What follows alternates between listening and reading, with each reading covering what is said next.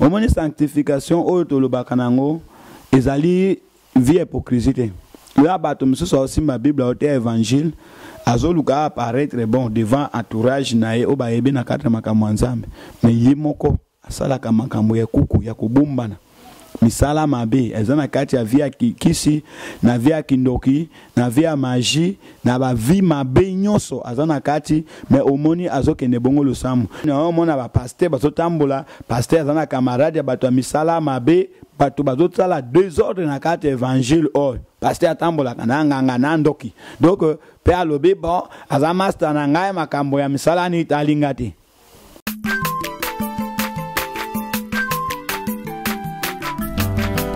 Mwana moto te po akosangai abongwa ni pete po awangata Nzambe ya le Nazarien, le Nazarien, le Nazarien.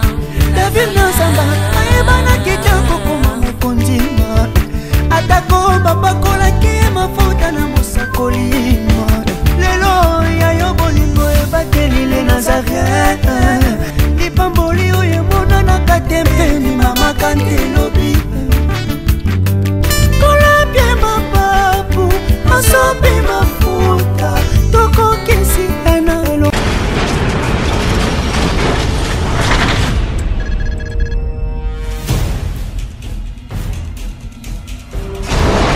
Pour vos annonces, vos prédications, vos clips, vos vidéos et autres, il y a qu'une seule adresse. N'hésitez pas à taper www.lesnazarins.com. En ces jours, nous sommes en pleine promotion. Extra matraquage. Olingi promotion ya produit na yo eba na monde entier. Olingi actualité, olingi visibilité. Contactez les Nazarins. 100% chrétien, toujours vos amis.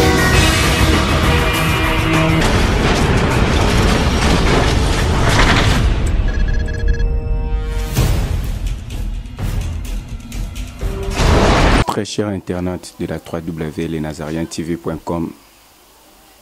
Ndeka d'habitude tokoma koloba ke ezalaki sengoton toza kokutana na ndako ya Nzambe pona kosambela. Pese ngona biso ba internet nyonso ya 3W les Nazariens zalaka ton tozo kutana pona émission na bino table sainte ndenge tokutani lisusu lelo. Yango votre frère Jires Mokwa nde aza ko présenter toujours émission na bino ya lelo. Rapidement pona toki na régie na pese bino non mbote bisika nyonso bozali oyo bino boyambi biso na émission ya lelo table sainte. Mais avant que tokota na fond il y a émission na biso Régie a balancé les bisous et les mamans. On se retrouve tout juste après.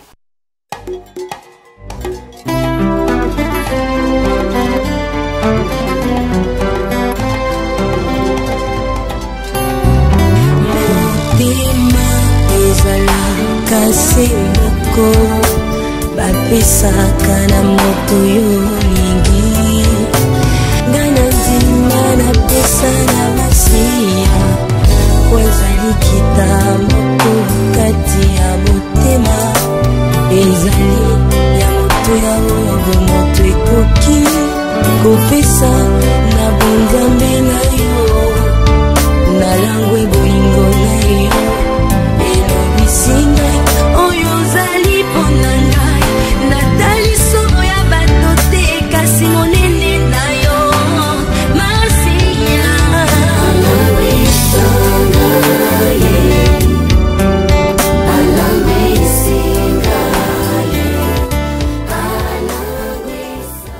nayebi ke élément oyo esali esengo makasi na bino baye bozali kolanda biso bisika nyonso bato bopona la présence de l'Éternel bato bolingaka ye bosepeli na loyembo kitoko oyo régie ebalancele biso pe élément oyo esali esengo mingi na moto aza na sima caméra Alain Kiakala ainsi que notre DT Justin Kwangino. Rapidement to continue émission na biso oyo ezali sujet na biso alelo ezali sur la sanctification. Yango tozali ko partager ngelongo na mosali ya Nzambe oyo bomesana na prophète Bruno Boaz. Bonne santé prophète. Na ngolo Nzambe santé eza bien parce que promesse na Nzambe zoloba atabomeli poison et que ça l'a bino l'autre côté et puis tout âme forgé contre vous sera nul et sans effet. Bamakambo eleka ki soki l'autre ont en bonne santé, ça tête porte aux qui compétent mais ça grâce à Nzambe mais santé ça bien. Prophète Mbalasima tozala ki na yo tozala ki émission pe bandeko belé balanda ki ba commenter to bité na part na yo batu ba bengi ba lobi nini. Vraiment ça m'a pambola ba auditeur na biso nyonso pourquoi parce que bazo linga biso et puis tango na zwa ki difficulté mingi ba benga kinga balakisinga bolingo majorité ba assurenga ke papa tozo soutenir on a prière papa tokotika yote to bondela Nzambe akozala no maloba na bango peleni sakingai koyoka ke bato to balanda ka biso besuka kana olanda teme balinga ka tozala na vie pe to continuer musala vraiment Nzambe apambola bango na zwa ki ba appel belé o ba assurenga ba misusu ba promettre nga même ke ba ko assister nga financièrement mais ba misusu ba promettre pe ba lobi papa to promettre teme senza ma pamboli biso komona kaka mais tout malbarango na ko contourner autour de la prière que Nzambe ako to soutenir na prière Nzambe ako sala vraiment ezamalamu. Mais prophète Ndé batona ba mériter bonjour na oté. Bango nyonso ba mériter bonjour na ngai parce que na lingi bango mingi na soki kaka na bonjour teme na lobi Nzambe oyo benga ngai a pambola bango et puis à pouvoir na besoin na bango nyonso. Merci prophète Tokotimba mon émission na biso Oeza lelo sur la sanctification. Prophète pour na bandeko bazolanda biso ba misusu ba yebi pe ba misusu ba yebite sanctification eza nini. Oui merci bien aimé Nzambe apambola pour na sujet kitoko oyo poni kosola si sanctification. Mon sanctification d'abord ezali mon français oyo utina ko se sanctifier rendre une chose et puis ou encore propre. Mais sanctification surtout que kozwa on a kati na Bible moto banda kolobela mo mingi zaka Nzambe yemoko. Nzambe à tout moment tango alinga kutana na bana Israël ko yebisa bango ke nini bo se sanctifier. Bo la impure, bo se purifier avant bo belema na tente d'asiation. C'est-à-dire mot sanctification et utina mo liloba uti ko peto lama. Loko la biso ba santo toujours se préparer pour l'enlèvement. Nous sommes aussi condamnés et puis obligés à se sanctifier jour et nuit, tous les jours de nos vies. Tous à la propre porte, tu es babongo kokutana, na mobile alibala, Nzambe na lola porte, tu es babongo kozala malam. Donc, mo sanctification, lingi koloba komi bouli sama, komi petula, pour moto azala bouli liboso na Nzambe, tu es propre. Merci prophète. Sanctification, et nous le bamuto, et Seigneur à la propre liboso na Nzambe. Et ça, moi, des batumoko na ina expliqué yo, na poser aux questions, na isaboye. Mutu, to mona ki bandimakala oyo, bazalaki kokende, ndaku ya Nzambe, bazalaki kozala pena na présence ya Nzambe, mais bazo kende, balati na bongo. Le contrat bandima, le monde a venu à l'église, a pompé ba parfum, a zo sala ba midele, belé, pona ki na église, ba mona. Ningo lobika kozala sanctifié, ningo za la propre devant Nzambe. Na batwana mibale. Nani aza sanctifié na présence de Nzambe. La propriété oyo Bible solo banango ezali propriété extérieure mais ezali une propriété intérieure. C'est-à-dire moto akoko za la bizarre mais kobulisa ma onzamba solo bezate moto asukola kati suki kitoko ati parfait na nzoto nde balobake aza propriété ezana bato misusu oninge Bible zo Yesu azoloba ngo na Matthieu baza ko batombo ranchi c'est-à-dire l'élite abati peinture kitoko mais na kati eza mikuwa pureté o Nzambe azaka nango besoin ezali pureté intérieure mais non pas extérieure. Omoni bato ebele bazo confondre makambo na Nzambe lelo bato bazo luka kolata à la mode même tina biso basali Nzambe. Il faut être présentable, un ministre de Dieu, il faut être présentable. Wane zali intérieur, extérieur. Mais intérieur naye, kati naye. Est-ce que kati pèse la propre? Ils ont battu msusu bazo sela Nzambe ninge pola solo bazo tambola na solo abibembe. Tu les crois être vivants mais ils ne sont pas vivants, ils sont déjà morts. Donc okokuta bazo tambola na solo ya bibembe. Ils ont battu msusu bazo simba Bible lelo bazo teya. Eza lokola prophétie apocalypse walobi omoni nyama wana azalaka me azali susute. Eza na ba serviteur mususu lelo bazote ya liloba na Nzambe abandana molimo me azasko na nzoto Nzambe akite ye kala. bosantu ezali susute omoni sanctification oyo tolobaka nango ezali vie hypocrisie là bato misusu osimba bible ote évangile azoluka apparaître bon devant entourage naye o bayebi na kata makambo nzambe mais ye moko asalaka makambo ya kuku ya kubumbana misala mabe ezana kati ya via kisi na via kindoki na via magie na ba vie mabe nyonso azana kati mais omoni azokende bongo losamu ndenge comparer par rapport na bandimi ya kala na bandimi ya sika tomoni tango ya kala surtout ke tozana exemple côté ya bayembi tukukuta banzembo aliboso ezalaka kitoko ba couple bolo baba zo manzembo zo yoka oyoki mwa bonzambi na kati o ngana ke ndina lola mais oya lelo soki oyoki nzembo nzambi ndenge ezobetama yo moko zo comprendre te okomona nzembo nzambi ezobetama mikolo tina babare misusu bato ba so bati nzembo wana balobi bayembelaki nzambe mais eza na ambiance na ba pourquoi parce que rythme oyo ebetami nango ezolakisake eza ya nzambi te na mabina ezolakisake eza ya nzambi te nga alingaka nani ndeko mingi José Nzita manene akoyemba me kubina nesepelisanga te na bandeko misusu ebele bazoyemba nzembo nzambe kombo nzambe kaka me okokuta désordre na kati na makambo nzambe okokuta ba musicien païen mon frère na orchestre na bango basi nyonso bazana babimaka na bango même chose pe na ba musicien chrétien donc okuta bosanto ezate o sanctification moto oyo azo réaliser azo sela nzambe kati na solo pe azo zila enlèvement yemoko tango azo fanda azo sanini azo mibulisa azo se sanctifier jour et nuit parce qu'ayebi que Jésus peut revenir aujourd'hui ou demain pour me prendre. Mais tango moto azo sela nzambe na esprit ya kokanaï aza sans pitié asela nzambe mafu bakosala nganini ngani mokonzi église na loba kengo kutulobi na prédication église ke église ndenge zalaka na mokonzi azate mokonzi église za Yesu Masia.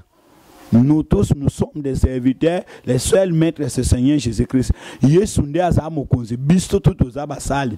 Même les ngana okamba église na za obligé na ba bongo ko banga nzambe pe ko tosa nzambe bandimi akala basali akala bana ko tamola no banga nzambe ozomona bato bazolata malamu dini manière propre.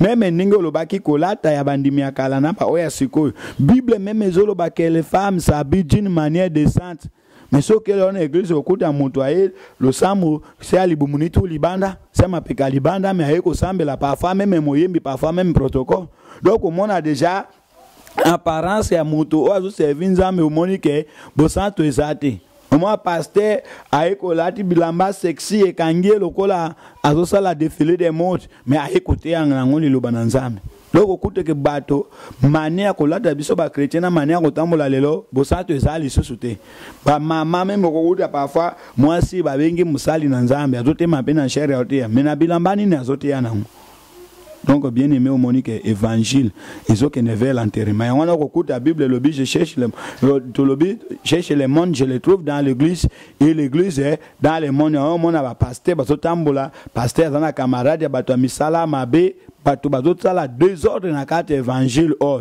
pasteur tambola kananga nandoki donc père lobi bon azamasta na ngai makambo ya misala ni talingati. Merci prophète.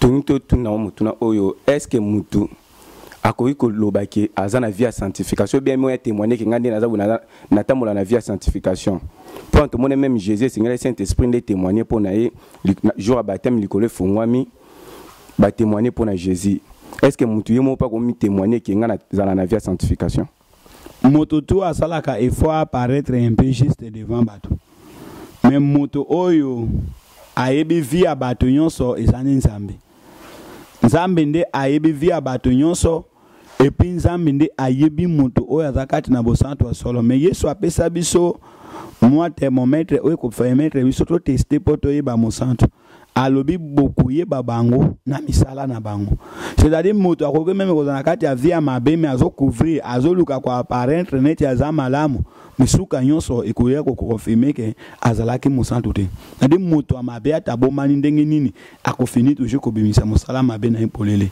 donc moto akoki koyebisa moninga te ke na za mosantu mais molimo mosantu akonfirmaka pe nzambe ye moko akonfirmaka ezana bato ebele bazana ba église misusu nzambe alakisa bango déjà état d'âme ya mosali wana ke eza malamu te bo makambo ne tali biso te biso toyaka epa nzambe mbisi ya bandopola na mutu soki mutu epoli nzambe aza te pourquoi parce que nzambe asadresaka na ange de l'église ne ange de l'église a transmettre na bandimi un message na bandimi alors soki tête aza na contact na nzambe te bino bokozwa grâce yango wapi. Merci prophète.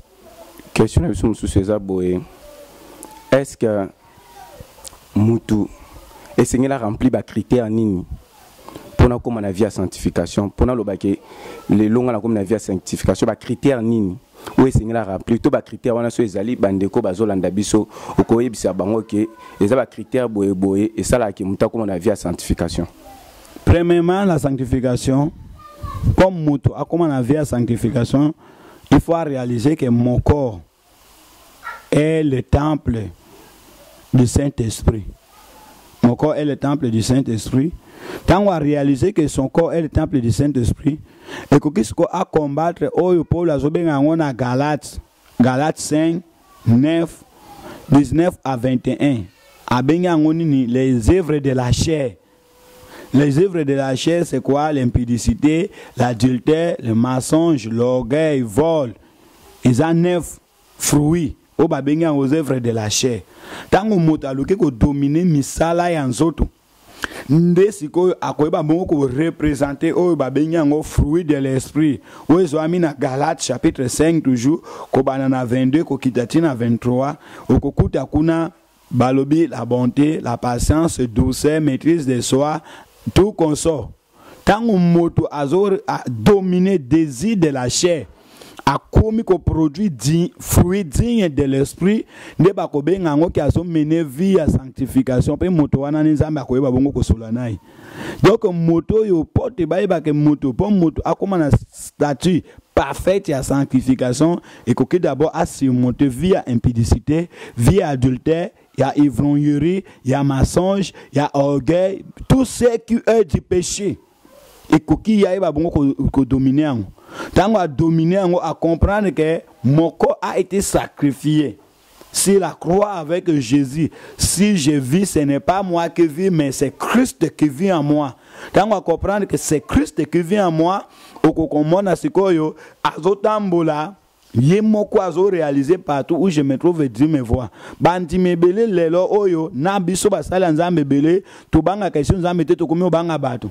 Yo mwa moto même akel nyakota tona hotel na mwa sito mobali atali pembeni moto ayebi ete akoti. Metango tala kana droite na gauche bosa na keloko moko akotala likolo. Est-ce que c'est likolo? Otali na se bato ba moni ote mais likolo est-ce que otali likolo nzambe amoni ote malamu to banga nzambe ke to banga bato parce que si nous marchons dans la crainte des hommes et non pas la crainte de Dieu moto moko okotsa moninga lola te pasteur moko te akufela mondimi na ikoloso yesu ndi akufela biso nyonso moto aza déjà azo mener vers sanctification kokuta ke mon frère Jires partout ya azo tambola azo réaliser que Dieu me voit abanga kanesu elokote aluka kapete asala mabe azo respirer via sanctification pe azo tambola na kobaka nzambe ndenge koki mais lelo kukuta na ba église je m'adresse beaucoup aux hommes de Dieu non pas même aux brebis ba pasteur ebele ba komisi église na nzambe loko eloko na bango amasana ba sero bazo ya église basi na bango mbongo ya offrande zopesa ma ekomi mbongo na bango akosala na ambiance. Donc église ekomi lokola makambo na ye apesaka ordre ndenge alingi ekomi entreprise privée na ye osoki biso tozo servir nzambe ekoki to réaliser que nous sommes de simples employés toza basali Dieu nous a engagés pour son travail et nous sommes appelés à servir Dieu dans la sainteté et dans la sanctification. Nous ne sommes pas appelés à servir le monde. Est-ce que vous comprenez papa nana? Prophète kaka wana na kati ya question wana nalingaki na bakisa question mususu est-ce que na kati ya vie ya sanctification ezana délai topé temps oyo mutu akoki kosala pona koma na vie ya sanctification mona mutu mususu ayika église mba moko akomolo bakiaza na vie ya sanctification est-ce que pesa mape ba temps mutu face à la combien de temps pona za na vie ya sanctification? kobongwa na moto eza na durée précise te. C'est-à-dire moto oyo abongwani eza moto aye na losambo même azalaki ndoki aza kulu na za muyibi ayeba te ye liloba ke muyibi eza mabe azu décision akotika moto moso akoya église ka lelo nyonso bolobi atiki pe akomi kobanga nzambe akomi ne musanto mais za moto moso so awume na église même 10 ans ayoka kape mate ya acheka ngona musala te aza musanto te. C'est-à-dire ezo dépendre na mokolo moto azu engagement ya kobana kotambola no banga nzambe. Merci prophète. Kaka na émission na biso lelo auto parler sur la sanctification. Tongito eba nani asala kapona muntu akoma na via sanctification eza Saint-Esprit tonzambe ou bien Jésus ou bien bino ba pasteur boté ya biso nde bosala kake mutu mondimi oye na église akoma na via sanctification. Yesu alobi ke muntu moko te akoyeko ye pa na Yesu ki abengami na papa. C'est-à-dire mutu po ya église nzambe ndi abengaka ye. Mais soki tokuti na appel à nzambe toki na exemple typique na Bible nzambe akotelema na devant Yesu akotelema devant tombeau à Lazare lobi Lazare sort quand Lazare est sorti apesi ordre na ba disciple délier. C'est-à-dire nzambe akoko délivrer pokuta na moto mais akopasser toujours à travers ba sali na ye nzambe abengi yo une église ya Timothée na munoko ngana te apporte we ba bongo ko bikisama mais moto moko te na se ya moyo akoko transformer moninga ne moto ya bongo la ka bato eza nzambe mais problème eza ya moto eza nini pare ya moto eza ayoka nzambe pe andi makotiana musala pare ya pasteur za transmettre vérité en nzambe pa moto mais pare ya nzambe ezali à travailler pour moto ba bongo la mutima donc moto moko da ko bongo la moninga pe moto moko te pour moto à transformer et autres dépendent d'enseignement azali enseigner de la part de Dieu pe yemoko azu engagement kotiango na pratique ce qui au évangile moto ayoki atina musalate Bible lobite nini tote apo et servir témoignage ngana teyo na lobi frère Jires lokuta ezamabe tambula kati na bosolo parce que à cause ya lokuta okozanga lola yo oyoki bien mais oso continuer kokosa na teyo mutema mabe ezamabe oso continuer kozala mutema mabe ces deux problèmes wana ikomemelo kufa tango yo kokufa na yango babile salé du péché c'est la mort c'est-à-dire tu as été enseigné mais tu n'as pas laissé être averti pour changer tes comportements moto akozala giser pour na te yango no moni batu nyonso bakenda ka église bako kende lo fait le propre pourquoi parce que ayoki mate ya malamu me aboy koto sanzambe moto akozala condamné sous pona place na été pourquoi parce que te ya makindi atiango na mosalate par rapport na mopakano ate ya mina note wana zana merci de grâce que ceux qui va te un jour akobongola mutema mais moto ayoki déjà pe atiango na mosalate ndaza coupable et surtout biso basali o déjà to yebi mais tuzo sale la ngote eza dangereux. Pourquoi parce que biso doté à bateau mais biso moko tozola na nzela tozoté yate do eza malamu te. Merci prophète. Kaka na kati ba question na biso ya journal lelo pona bino pe ba pasteur o bozali côté ya biso tozali komona lelo ba pasteur ebele ba komba mia ba mission profane omona pasteur mo akanga mana pe nganga batambola na bango un pasteur. Est-ce que mosala nzambe o yoté ya bateau sur la sanctification akoko tambola pena bato modèle wana ou bien ko sangana ou bien ko kutana na masanga mobwe Yesu yemoko alobi que quel rapport était entre la lumière et les ténèbres. Ce qui se semble se ressemble. Moto malamu atambola kana baningani bato malamu. Na lobaka ngo la fois passée na émission toujours à table sainte. Yo tokotana non tozonga non exemple typique na zamba Paul alobi la nature elle-même ne vous enseigne pas. Tozonga non na zamba comme ça tokobima na mokili toko comprendre malamu. Na zamba banyama na nyama batambola kana groupe na bango. Je n'ai jamais vu mboloko asa camarade na koi. Je n'ai jamais vu même koi ni nkosi azotambola na ngolo azamba. Namona na noté ou azotambola esika moko na tabazamba. Pourquoi? Parce que ceux qui va mbolo kwa se ere akotambola na ko ya komona neti zali repas permanent obati pembeni ne akolia yango à tout moment. Yango moni soko moni pasteur musali anzambe. Aosa camaraderie na ba panier. Surtout ba panier o yomoko yebi ke o azana kati ya ba science occulte, azana kati ya ba franc-maçon, azana kati ya ba loge, azana magicien, to azana sorcier, quartier tout consort. Yeba ke ta dame ya pasteur wane za malamu te. To moni ba pasteur awa na Kinshasa, ba fanisa ba musicien païen même tina cher. azui musicien pareil na fandisi na cher alobi azan mosali nzambe pasteur wani tadami ni zama la monter c'est un panier aloko sabato c'est-à-dire d'autres avec la puissance nzambe. Pourquoi mon frère nani Jires na yebisayo? Il n'y a pas de rapport entre la lumière et les ténèbres. Ngai na zana auction nzambe moto oya azan magicien azan la puissance à Satan. Comment to go fanda ngani sika moko pe na cher place ngana te ya évangile à supporter ko fanda ti kilte ici là. Est-ce que culte wana nzambe kitaki parce que la présence de Dieu c'est l'absence totale de l'ennemi. Bon il y a fani l'église et culte c'est à côté il fait moko passer na bo monaité. Est-ce que nzambe kitaka l'église wana automatiquement nzambe azate. Bon so ki nzambe azalaka e ko ba kitate na wa ki même pasteur moko na matite a azwinganga o nganga benga ke mormo afani na église ya lobio azamo sale nzambe.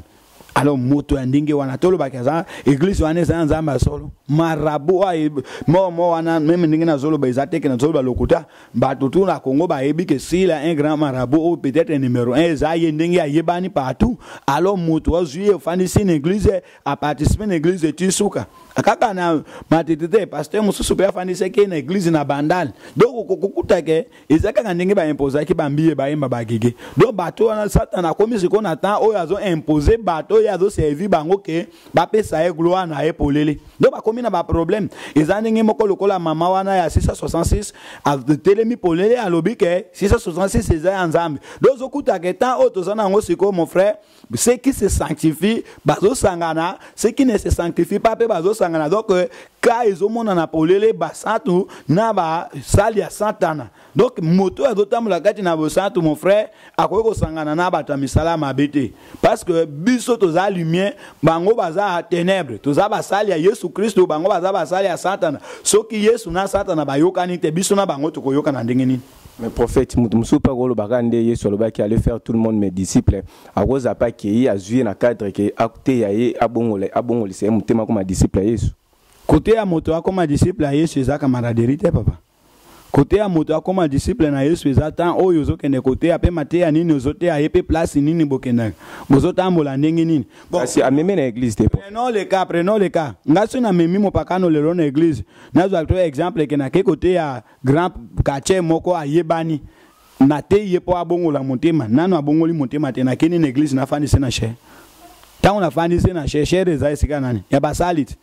Alors ngai na zumo pakano na memi na église na sali malamu na matise na cher nga ndenge na za awa ndenge na kamba ke église oya masina Petro Congo ata kabila eko sambela wana kufanda kacha bandimi na ko matise likolo te moto po mata na cher na nga fanda iza moto na iza sina ita dam na ko so magicien o azana pleinement kacha magie abongoli motema te na zo na fandise na cher pe na pesi micro alobi devant bato bonate yake abongola motema a Yesu lo sambo te pona nini.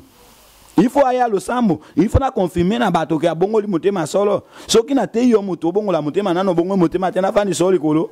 Pourquoi pas ko fandi sona sena kacha bandimi. Donc ozo comprendre te ke zana montage moko louche zawana. Montage ezali côté ya moto bongola motema na ko zo moto ko pesa e gloire ya nzambe. Yesu alobi je ne cède jamais ma gloire aux hommes. Na pesa ka kembo na ngana bato te yo zu moto o yazana na converti te o pesi e gloire aza mosali nzambe aza évangéliste aza pasteur on besoin ça na nzambe on ne joue pas avec Dieu ça c'est jouer avec Dieu pourquoi parce que il ne mérite pas baba nazalaka jaloux na grade wana ya kombo mosali nzambe ba pesa ka ngona n'importe qui te Yesu nzambe yebisi Jérémie alobi avant yo bota mangana yeba yo pe na ponyo ke kozala mosali ba owana peut-être Yesu apona bango te bango moko ba senoma basali yango wana nde bazosakana na makambo na nzambe ozwa moto na église papa tikanga na loba mwa muke poto continuer na église ezaka na 3 parties na tango aliboso tango nzambe alobato nga tabernacle ezana 3 parties ezana parvis extérieur ezana lieu saint na lieu très saint mondimi place na ezalaka parvis lieu saint eza réservé pour na ba sacrificateur na ba souverain sacrificateur lieu très saint ezalaka réservé pour na souverain sacrificateur na nzambe.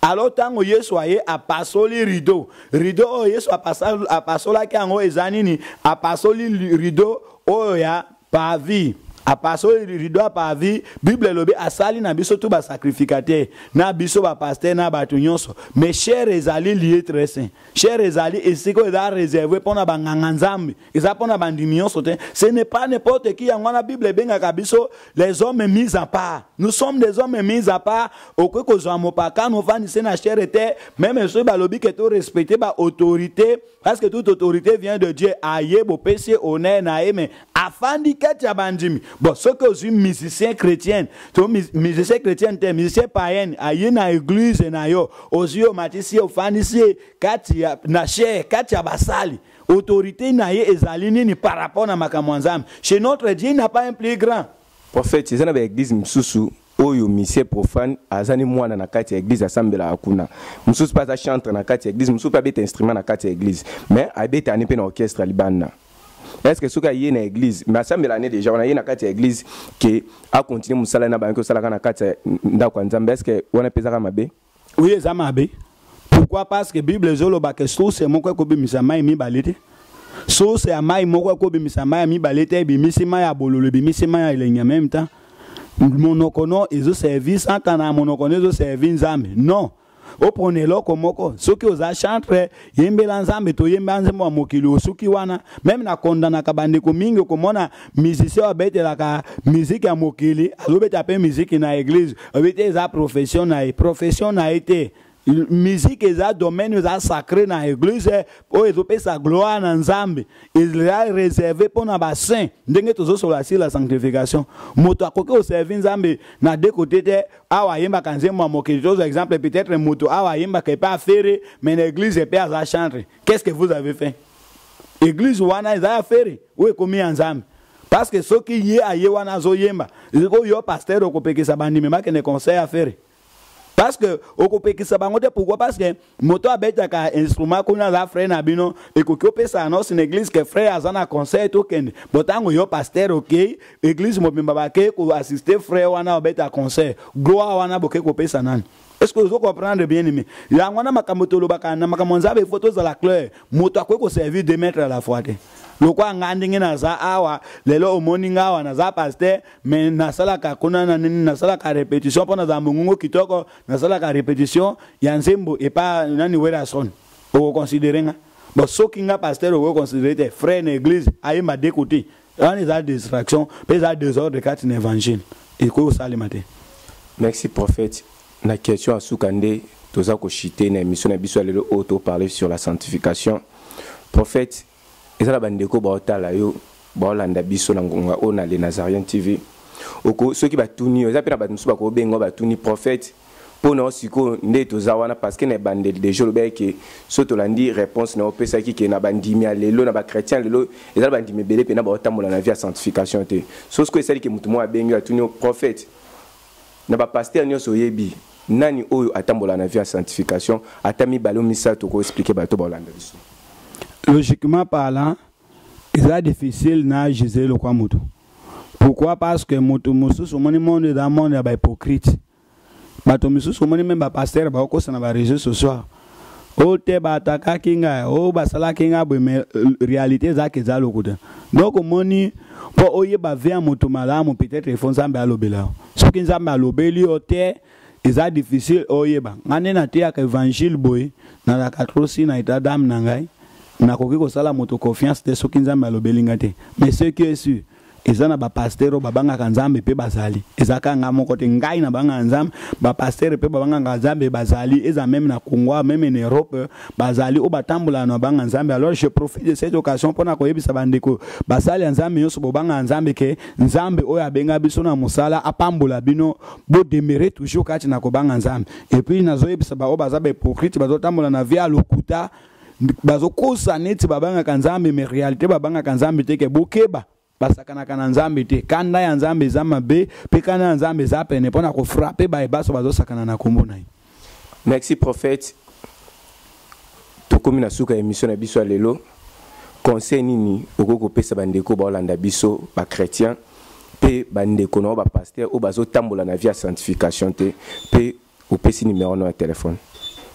Conseil na pesa bandeko ya chrétien o bazobanga nzambe nzambe apambola bino ba epe bazana volonté ba nzambe mais la chair est faible bo multiplier effort nzela mabondeli bo ba nzambe parce que mankamoyo surtout mona toujours bunda solo pona kimia Congo mais to bosana te que Jésus revient bientôt le lonzamba ko sa grâce Congo ezui kimia présidence et capitale c'est makaka le lotongo etani Yesu ayi soki tozoza la distrait na ngamo moko to bosani l'essentiel ezana tinate mais ba pasteur o ba nzambe te je vous en prie bien aimé on ne joue pas avec Dieu changer comportement na bino ikoza mawa mingi ke osimba Bible te mokolo na Yesu a rejeté aloba yebiote tutambola no banga nzambe to saela nzambe kati na solo pe nzambe akoyeba bongo kopambola biso na numéro na nga téléphone ezali 0 pardon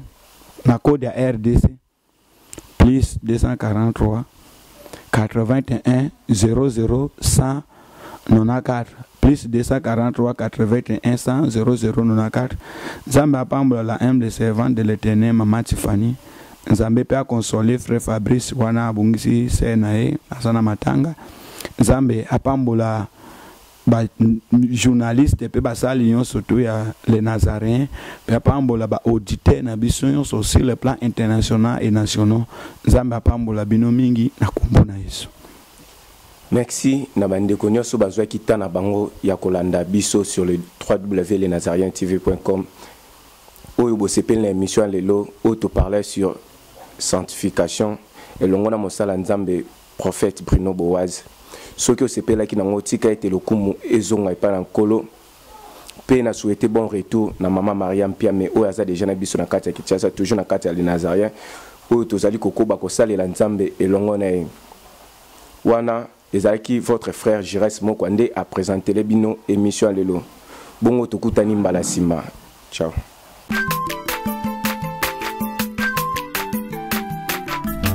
Aza mwana moto te po akosangai abongwani pete po awangana